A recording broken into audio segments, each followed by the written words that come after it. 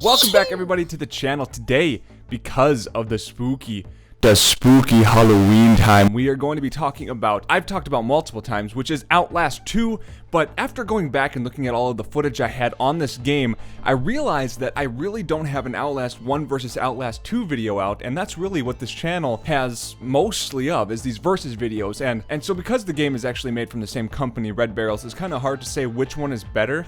So in this one, I want to really just decipher what is new in the second one versus the first one. If you haven't played the first one, if you had played the first one, I'm going to give a little bit of the story along with some of the things that are different between each of these games. So I hope that this is helpful to you guys. So let's just jump right into the video, guys. If you don't know, Outlast is run on the Unreal 3 engine, and it has been developed by the same company both times, which is Red Barrels. And something, a little tidbit here, is Red Barrels has only made Outlast. They haven't done anything else besides Outlast, and they use the Unreal 3 engine because it utilizes all of the textures and the play style that Outlast actually wants you to achieve. Now, I was looking into Red Barrels a little bit, and I realized that the man who founded it, his name is Felipe Morian, M-O-R-I-N, Morian, and he's been working on a lot of projects. He's worked on Uncharted, he's worked on Assassin's Creed, he's worked on Prince of Persia, so you know that this guy has a little bit of a backing when it comes to video games.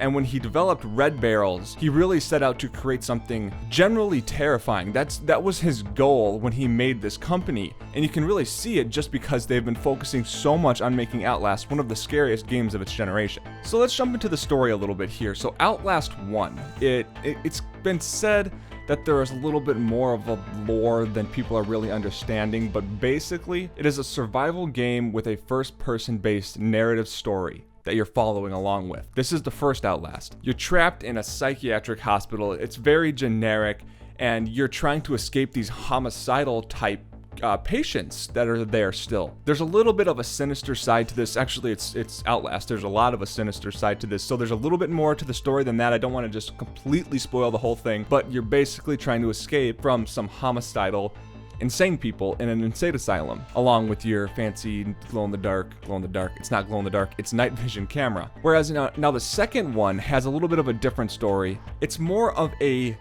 outside, they're not trapped anymore, it's a cult-based survival game. The survival aspect is the exact same thing where you're trying to escape this area from these people that are technically insane, but in Outlast 2, these people are actually considering you to be the insane one, and you need to be cleansed, or you need to be joining their religion. It's more of a you're trapped in this place rather than the people that are trying to kill you in the first one are trapped and you're trapped alongside of them. So the people that are trying to kill you in the second one are people that are actually trapping you inside rather than you being trapped inside with them. This one also has a really sinister side to it. They always have that huge tint of sinister stuff in it because it really makes the game that much better. So let's get into some similarities here right off the bat.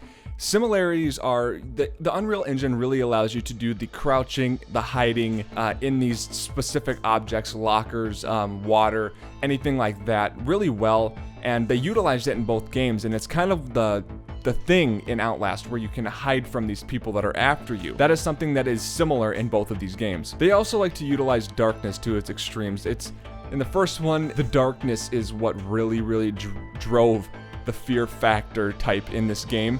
And they really utilize that again in the second one. It's something that is very apparent in both of these.